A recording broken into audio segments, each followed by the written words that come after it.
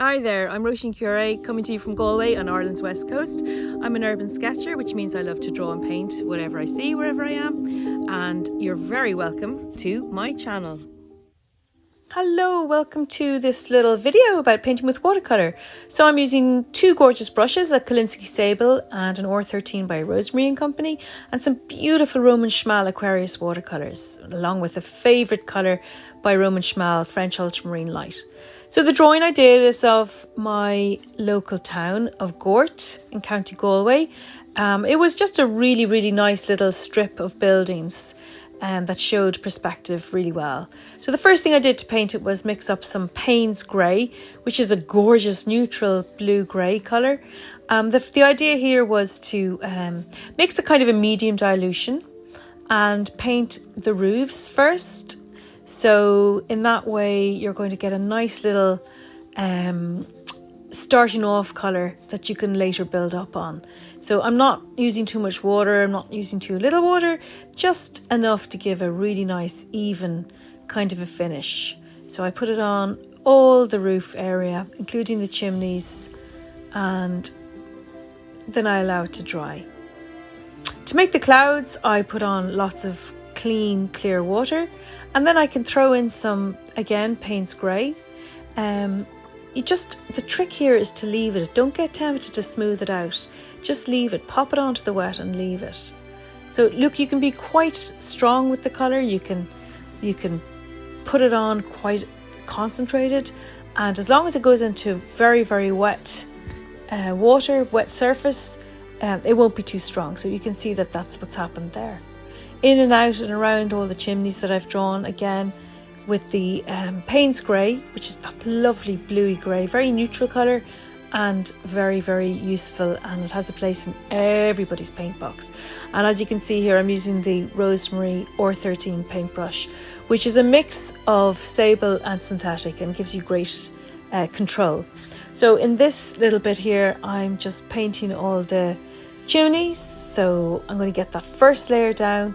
I'm not really worrying about where the light is hitting the chimneys for the first layer. So just fill it all in, and again, wait for it to dry without being too bothered about trying to smooth it out, because watercolour will in fact dry much more smooth than it looks at first. Just going in and around those little bits of buildings. Yeah, if it's a little bit uneven, I wouldn't worry about it. It's not going to be a problem. But what your job is to just be confident to leave it alone and let the watercolour do its thing. You can even practice a little bit to see how this works. So this is the beautiful French Ultramarine Light by Roman Schmal. Absolutely divine colour. One thing I love doing, so I'm starting here on the first building on the left. One thing I love doing is adding more than one colour. A related colour, a similar colour. As you can see, I've added indigo here to the French Ultramarine Light, and I just let the water be the vehicle and let them mix together by themselves. So it's a great way to turn what could otherwise be a little bit of a dull surface into something much more interesting. Again, be confident, leave the water to do the mixing. You don't have to do much in the way of poking it around. You don't need to smooth it out. Just leave it alone. Remember, with watercolour, more than any other medium, I think, less really is more. So just catching up around the little bits of detail. Get those little bits of blue in around the sign. More of that nice French Ultramarine Light, very concentrated. Looks really good. A little bit under the sign and the building next door, getting in and around those little fiddly bits. And that's where the R13 comes in really handy. Now, I don't recommend anything smaller than a size 8 for a paintbrush. Below about an 8, you are getting a little bit fiddly, and you are going to end up with brush strokes if you're not careful. So just again, being a little bit careful, going around all those little details. The R13 will carry you anywhere, really. It's a fantastic brush. So Rosemary & Company is the company that you need to get one of those from. Back to the French ultramarine light or any shade of bright rich blue for those little details of pillars to the left and right of the signs. Let them sit there, let them dry, and the colours, as I say, will really matte out and they'll become so flat and smooth you will be really surprised. Keep the colours good and strong at this point. Kind of hard to tell because of the shine that the water is creating on the page. And you can put a little bit of Payne's Grey in the window panes. Just a medium dilution is fine. You can let that dry and come back to it. So you don't have to worry about getting that window effect first on your first pass. Yeah, another window pane there, benefiting from a little bit of Payne's Grey.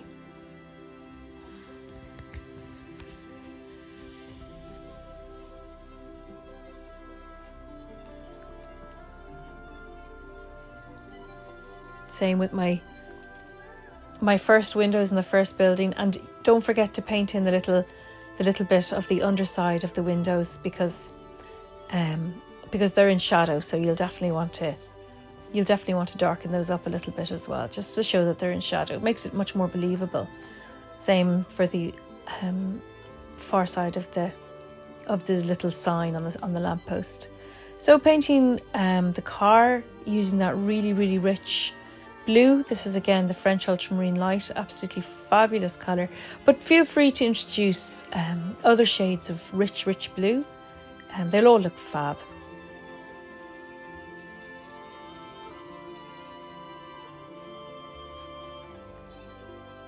So yeah, getting on with the car here and using that lovely bright shade of blue. Again, let it dry before you think that you've made it go a little bit uneven, because the chances are it'll even out nicely once it's dry. You can fill in the back window screens or any of the window screens with it, again, that little bit of Payne's Grey. That can look very well. A little bit of white on the top half of it, just to keep it looking fresh and light. You can be as dark as you like with the tyres. Don't forget to leave the body of the car to dry before you do that. Or you're going to have a big colour run. You don't want to have that. So for this particular sketch, I stuck to a very limited palette of blues and oranges. So you can do anything you like in terms of colour, but I would recommend for this particular sketch, if you want things to look kind of harmonising, maybe keep your colours down to quite a limited number of colours. So in this one, I'm just painting around that person with the umbrella, using that nice little brush to get around those fiddly little areas. Very useful little brush. Now, it's about a size 8, but it doesn't really follow the convention, but it's just such a useful brush. I really enjoy it. Ooh, building number 2, I'm hitting it with this fantastic Aquarius Orange by Roman Schmal. Look at this orange. It's kind of a really stunning burnt orange, very intense, really nice. You can see here a little bit of a close-up. Fab, really gorgeous. Look at that colour. Just love that. I love that Roman Schmal Aquarius Orange, really beautiful. And just like I did with the first building, I'm going to mix some different colours, but similar family. So I've mixed a cadmium orange with this Aquarius orange, and the two of them side by side and allowed to mix in. They look terrific. They look terrific. It's a really nice way to have that really intense orange and then the lighter orange. So each sets the other colour off beautifully. So that's again a really good example of allowing two very similar colours to mix on the one plane. Just filling in here nice and carefully. That fabulous little brush that will just go anywhere with for you without smudging, or you get a lot of control with this brush. And there's pros and cons to that, but for something so fiddly like this, I think it's a good option.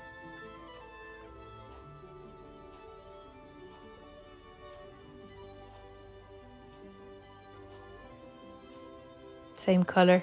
Oh, this is the Aquarius orange. Used nice and concentrated. Look at that. Isn't that something for the chimney pots? Really, really rich colour for the chimney pots. Not too much water. The more water you use, the lighter the colour will be, and the more it'll be a little bit wishy-washy. So you don't want that so much. And of course, you have to wait for the sky to be fully dry before you start attempting to paint in your chimney pots, because otherwise you're going to have a big colour run. Fill in your chimney pots, all of them. You can use slightly different colours of orange. That's really, really, really nice. You can mix up your oranges. You can use a bit of burnt sienna if you want. I think that's a little bit of burnt sienna coming in there. That actually is transparent red oxide, and that is an amazing colour that I adore by Daniel Smith. Absolutely fabulous colour. And even though I have burnt sienna, which is a beautiful shade of reddy brown, I wouldn't be without my transparent red oxide. So I'm beginning to fill out the drawing. Just really, really enjoying keeping things really simple. Just the blue and its complement orange and shades of each. What about the next one? The next one has got these little panels, and in reality they were kind of a greyish colour. So I went with Payne's Grey, which is this beautiful bluey grey colour that I use all the time.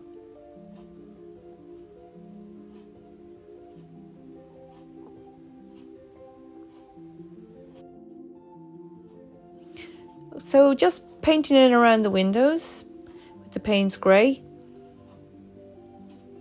I suppose, again, a medium dilution. You don't want to go too heavy and make it look black, and you don't want a sort of a light grey wishy-washy colour, something in the middle.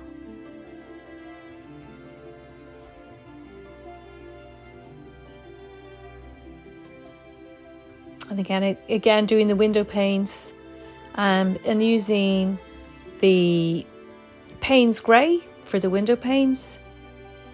Again, such a versatile shade.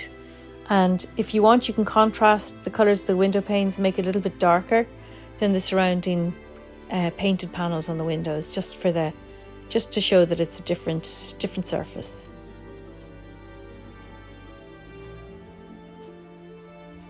On go the window panes.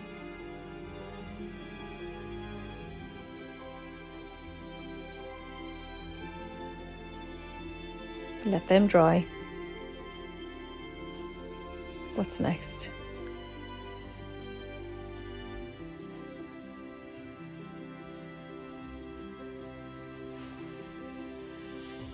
Deepening up the corners of each of the panes. And underneath the little scalloped blinds. It's very effective. Little things like that make such a big difference.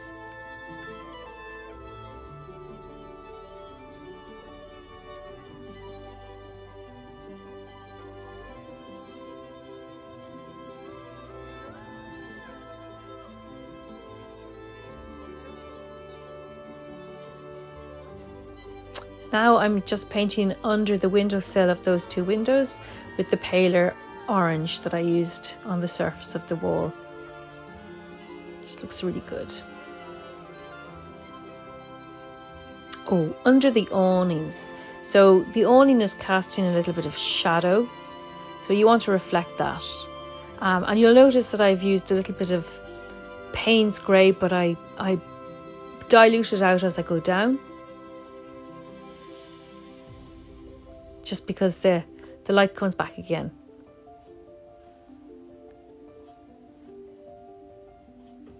Ooh, painting the bottom half of that car. Just keep that bottom half completely dark, sort of like a dark grey or even possibly a black car. So your Payne's Grey will suffice for lots of different shades.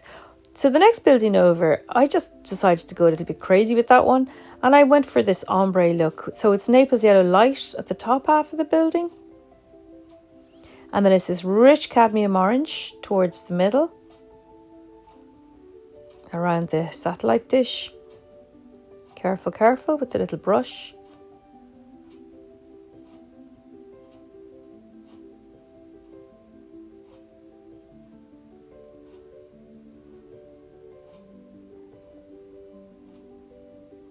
that little brush can go anywhere.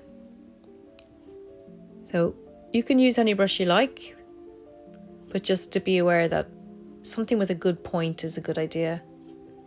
Ooh, that's a strange one.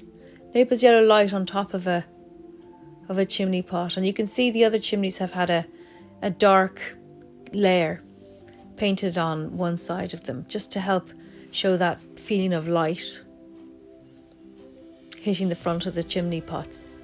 And the Naples yellow light is just, you know, taking over the last building.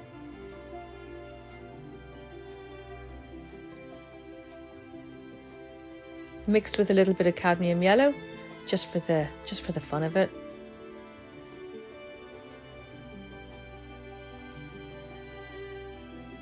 I thought it might be nice to introduce a little bit of a nice clean yellow. But then I thought it was a little bit lemony, so I mixed it with a little bit of Naples yellow light to tone down that yellow. Let's see now, just warms it up a tiny bit there. What about the next little car? Again, painting the bottom side of the little cars.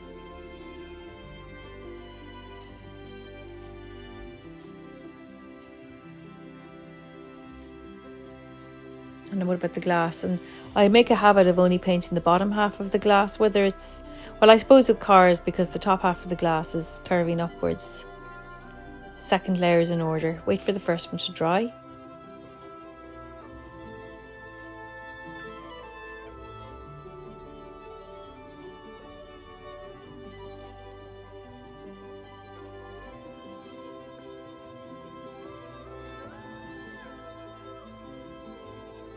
Filling up those darker areas. Emphasising the curved nature of the glass by deepening it up. Oh, my favourite bit.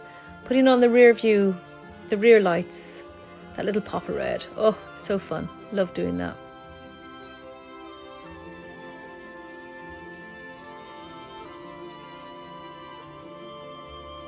Where else do we have a pop of red? Little no parking sign.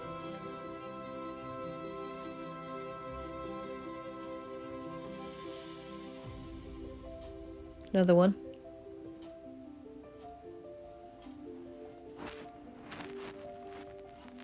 Anywhere there's little rear lights, they really stand out. Painting the archway underneath the awning, that gives it a really great sense of, I suppose, some slight intrigue. You can see this little covered archway going in, and you wonder what's in there. Where does it go to?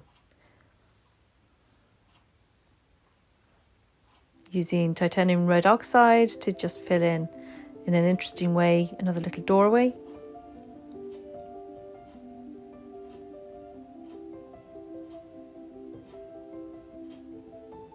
And a little bit of Payne's grey again for the porch on the far right. Nice and concentrated this time. You want a good deep colour.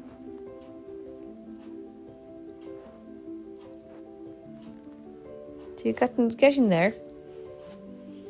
Oh, filling in the windows. Oh, and the panes of glass on the doorway underneath the awning. So you might like to make that nice and concentrated.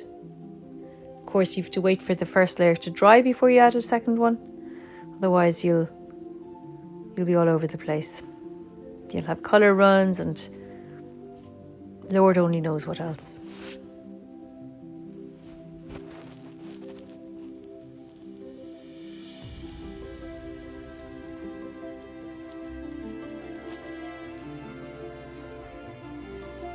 A bit of red for the heart and the charity shop. Those little pops of bright red are really, really welcome. Oh, the skinny little rigger brush. I'm using this to do those extremely thin lines for the canopy, or not the canopy, the awning. And I'm using a Payne's grey because the awning in reality is grey. So I do like to stick to, certainly if it fits in with the palette, I'm certainly going to stick to reality. Just remember to get those stripes very thin and very parallel to the sides of the awning.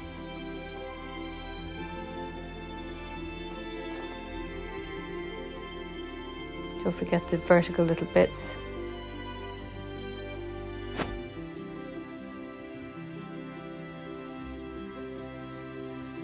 Get those done.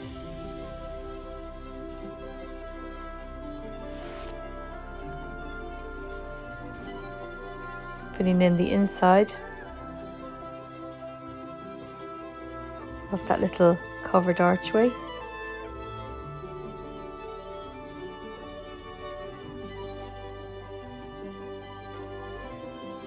Get that lovely feeling of depth in there. And same for any of those other windows that haven't yet been filled in. Any of those, now is a good moment to look for any of those bits of panes of glass.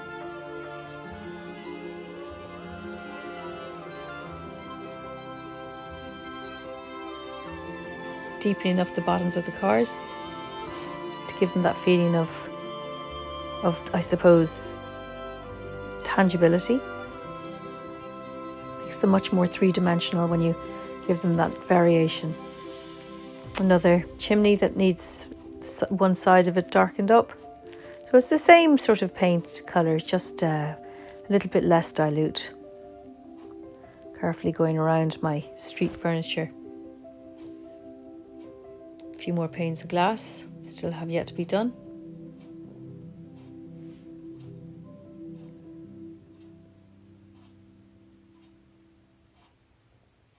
A little bit of a lamppost at the far right hand side. Ooh, a little slick of Payne's grey to go under the eaves just to deepen it up, that shadow there.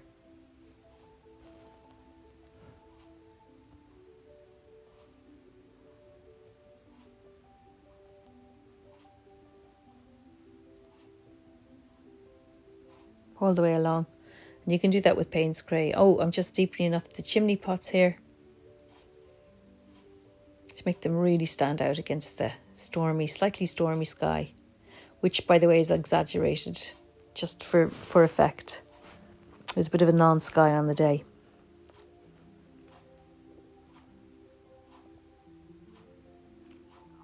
Maybe an extra little layer, that darker side of the chimney.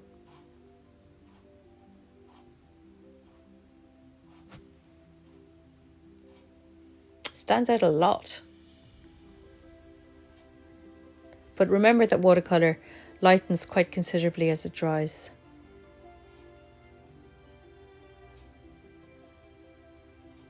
Nearly there. Oh, clean water onto the road surface. Clean water with my Kolinsky sable. Ooh, look at that. Looks super dark. Payne's grey. Allowed to spread out over the surface and letting the water be the vehicle to keep it again nice and smooth. So you've heard me say a couple of times to let the watercolour do its thing. And it's the same when you're putting something that's really quite rich and strong. Just let it do its thing. Be quite amazed at how smooth that colour could end up being. Painting around your road markings. Look at how that colour is so cooperative.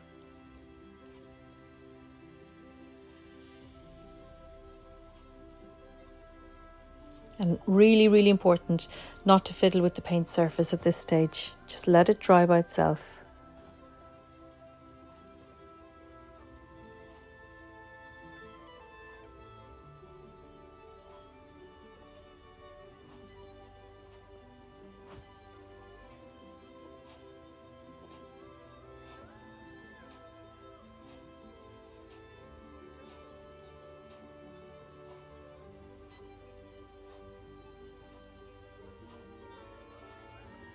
Okay, not too far to go.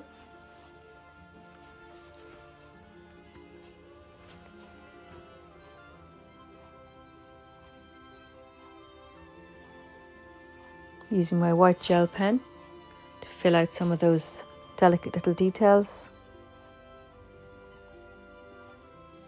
Don't forget to only do that if you've got a completely dry surface. I think I used a 0.8 for my white lines.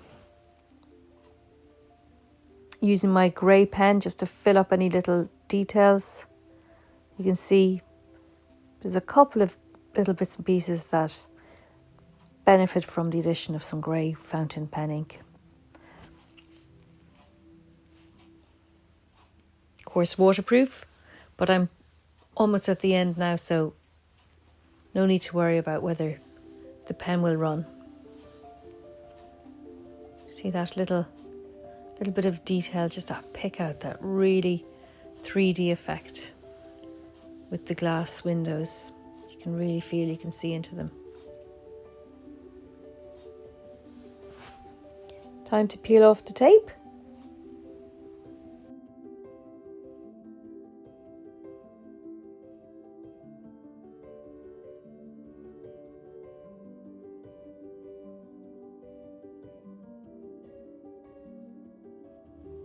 Thanks for watching.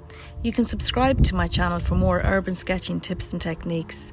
You can follow me on Instagram @RoisinCure, and if you're really passionate about sketching, you can join one of my live classes. Sketch with Roisin, we're the Good Vibes tribe. See you soon.